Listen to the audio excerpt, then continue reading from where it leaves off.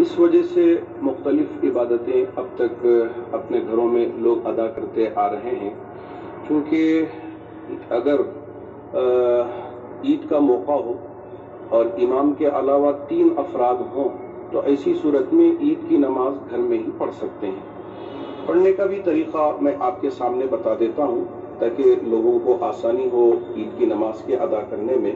पहले नियत यूँ करें कि ईद उल फितर की 2 रकात वाजिब नमाज 6 ज़ायद तकबीरों के साथ अदा करता हूँ मैं वास्ते अल्लाह के, मुँह मेरा काबे शरीफ के कहकर रकात बांध लें।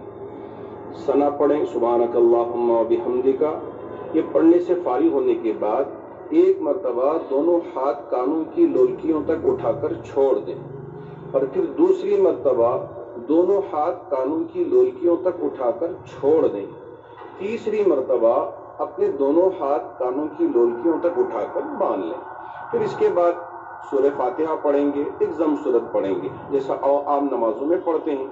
फिर दूसरी रकात में खड़े होने के बाद पहले सूरह फातिहा पढ़ लें, फिर ज़म सूरत पढ़ लें। ज़म सूरत के ख़त्म होने के बाद फिर आप जैसे ही तकबीर कहें अल्लाहु अकबर, दोनों हाथ कानों की लोलकियों तक उठाकर पहली मरतबा छोड़ दें।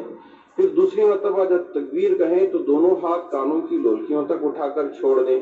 जब तीसरी मरतबा तकबीर कहें तो दोनों हाथ कानों की लोलकियों तक उठाकर छोड़ दें। जब चौथी मरतबा तकबीर कहें इमाम तो हाथ उठाए बगैर रुकू में चले जाएं। फिर जैसी नमाज आप पूरी मुकम्मल करते हैं उसी तरह की नमाज आप पढ़ लें। तो माशाअल्लाह ये सिंपल तरीका है, चूंकि ये आमतौर से पढ़ा नहीं जाता तो इसलिए लोगों को मुश्किल होगी।